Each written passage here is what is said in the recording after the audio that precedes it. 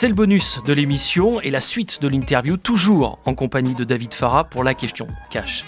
L'actualité récurrente des communes et des agglomérations est marquée désormais par le phénomène de dévitalisation des centralités urbaines.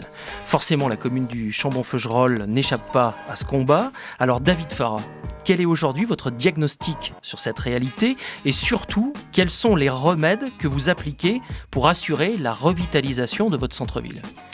Alors, la revitalisation, moi j'allais dire, c'est de maintenir la vitalité. Il n'est pas forcément dévitalisé. C'est pour ça, commençons par le diagnostic.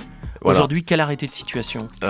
Alors, si on parle de l'habitat ou des services, on a une volonté de maintenir, nous, les services en centre-ville, avec des moyennes surfaces maintenues en centre-ville, des écoles en centre-ville, des équipements en centre-ville. Et puis, le volonté aussi d'avoir un urbanisme novateur autour du centre-ville, donc rénovation des logements sociaux, des logements privés, implantation d'un écoquartier en centre-ville, donc avec toutes les difficultés que cela comporte, parce qu'effectivement, c'est des zones qui ont déjà été habitées, donc qu'il faut reconquérir. Et puis sur le volet qui est un peu commerce aussi, que je shampoing dans votre question, la vacance commerciale et la mutation commerciale, parce que... Comment anticiper la concurrence des grandes surfaces en périphérie, le changement des habitudes de fréquentation, voilà, exactement.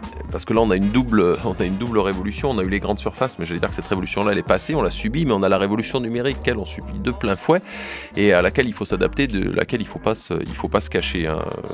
Donc aujourd'hui, on en est en pleine conscience. Comment déjà peut-on soutenir les commerces en place ? Alors je pense qu'il faut déjà travailler avec eux, pas se voiler la face quand on travaille avec eux, et je pense qu'au Chambon-Feugerolles, on a un dialogue très direct avec les commerçants et notamment leur association. On est en train de conduire une étude avec eux, mais qui n'est pas une étude pour faire une étude, qui est une vraie étude qui va déboucher là, dans les jours qui viennent sur un plan d'action. Pour voir avec eux comment on peut effectivement revitaliser certains secteurs et sur quel secteur on se concentre, c'est-à-dire de dire aujourd'hui quel est exactement notre centre-ville et sur quelles actions on mène. La mairie là-dedans, elle peut avoir un rôle d'animateur, hein, c'est pas nous qui pouvons imposer l'implantation à des entreprises, mais le rôle d'animateur, c'est de dire avoir un centre-ville attractif avec les actions que j'ai évoquées avec vous tout à l'heure. Travailler avec les commerçants pour que l'offre actuelle soit attractive et corresponde aux nouveaux besoins du moment qu'on a évoqués, pas vouloir non plus se voiler la face vis-à-vis de la présence de grands centres commerciaux à Firminy, à Saint-Étienne ou de futurs centres commerciaux, et de trouver des activités qui puissent permettre l'implantation en centre-ville, puisqu'on a aussi quand même, malgré tout ce que vous évoquez là, on voit aussi quand même qu'on a une volonté aujourd'hui de consommer local, de consommer près de chez soi. Quand on a des enquêtes aujourd'hui sur le mieux manger, sur les bienfaits du bio, du local.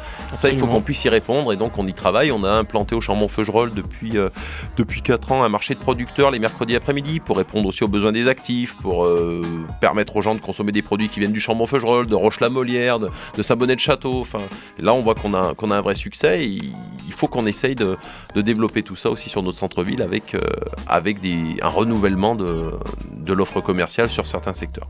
Est-ce que ça peut passer par la communication également ? Ça passe par la communication, on va y travailler. Cette communication, elle peut être municipale, mais elle peut être aussi qu'avec les acteurs commerciaux, ce dont je pense qu'ils ont pleinement conscience. Non pas qu'ils soient défaillants, mais comme la commune doit s'adapter ou n'importe quel opérateur économique doit s'adapter aujourd'hui, il faut s'adapter aux nouveaux modes de consommation.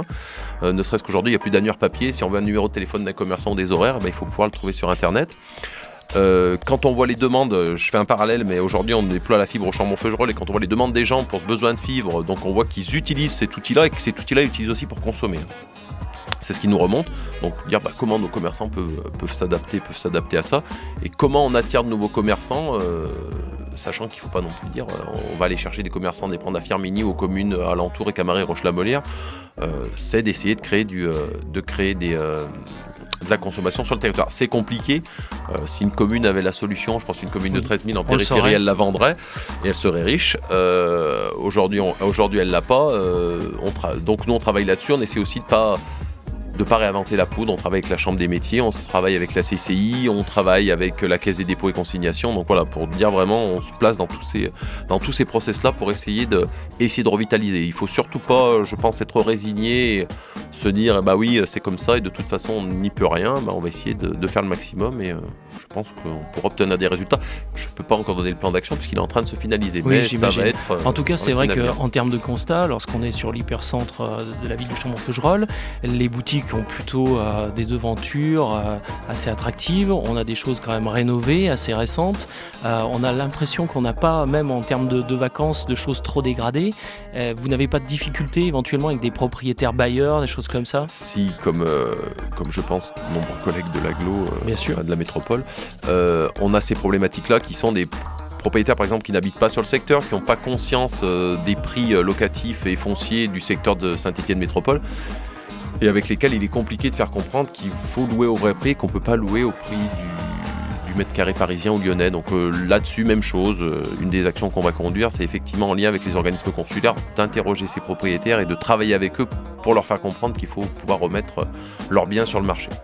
Voilà, c'est la fin de l'interview. Merci David Farah pour toutes vos réponses. Merci beaucoup. À très bientôt pour parler d'IMO.